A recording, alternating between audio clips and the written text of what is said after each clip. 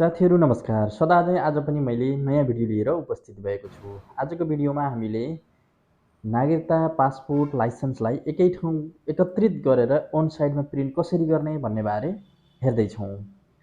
साथीहरू आज मैले नागरिकता पासपोर्ट लाइसेन्सलाई वर्ड र एक्सेल सिट मार्फत कसरी एकै ठाउँमा बनाएर सजिलैसँग छिटोभन्दा छिटो प्रिन्ट गर्न सक्छौँ भन्ने बारेमा देखाउन गइरहेको छु र मैले एक्सेल सिट खोजिसकेको छु। यहाँनिर इन्सर्ट देख्न सक्नुहुन्छ।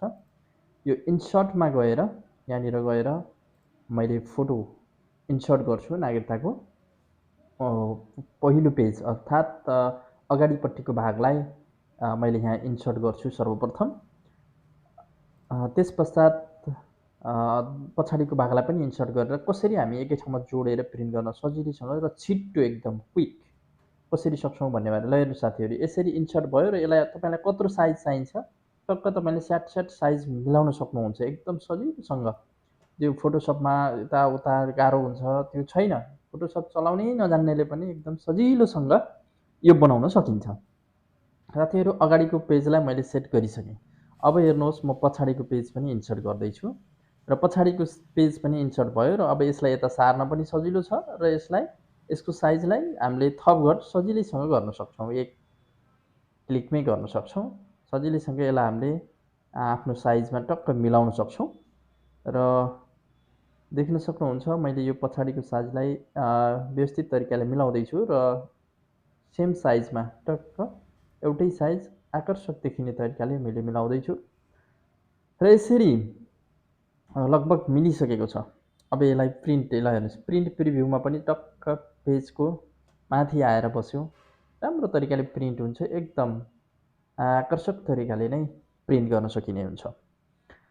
यो त भयो एक्सेल सिट मार्फत एकदम छिटो छरितो हामीले एकै ठाउँमा मिलाएर प्रिन्ट गर्ने तरिका। साथीहरू अब म हजुरहरूलाई वर्डबाट माइक्रोसफ्ट वर्डबाट पनि हामीले हाम्रो नागरिकता लाइसेन्सहरूलाई एकै ठाउँमा मिलाएर सजिलैसँग प्रिन्ट गर्न सक्छौँ साथीहरू। अब मैले वर्डमा तपाईँहरूलाई देखाउन गर्छु। वर्डमा पनि सेम त्यस्तै केस हुन्छ।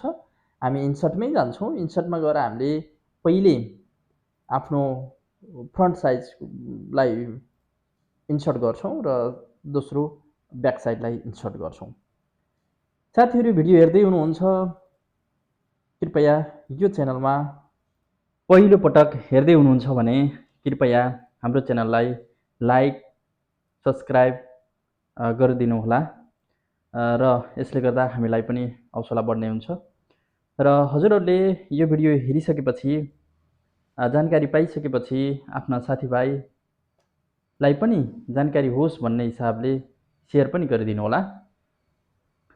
साथीहरू हामीले यहाँनिर हेरिरहेका छौँ माइक्रोसफ्ट वर्डमा पनि हामीले आफ्नो नागरिकता आइडी कार्डहरूको अगाडि पछाडिको भागलाई एकै ठाउँमा बनाएर सजिलैसँग प्रिन्ट छिट्टोभन्दा छिट्टो क्विकली गर्न सक्छौँ भन्ने कुराहरू हेरिरहेका छौँ। साथीहरू अघिको थोरै मिस्टेक थियो, मैले नयाँ गर्दैछु, हेर्नुहोला।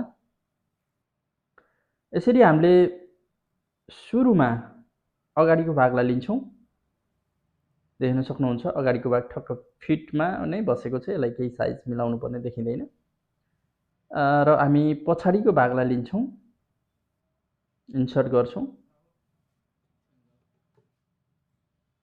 यसमा हामीले पछाडिको भागलाई थोरै हेर्नुहोस्, साइज थोरै ठुलो भएको हुनाले यो चाहिँ अर्को पेजमा गयो। यसलाई हामीले साइज थोरै घटाउँछौँ। घटाउँदा बित्तिकै हाम्रो एउटै साइजमा अथवा एउटै पेजमा आउँछ। देख्न सक्नुहुन्छ मैले यसको थोरै साइजलाई घटाउन गइरहेको छु। यो साइज घटिसक्यो र यता आयो। यसलाई हामीले थोरै मिलाउँछौँ, फेरि बढी भयो, उता गयो।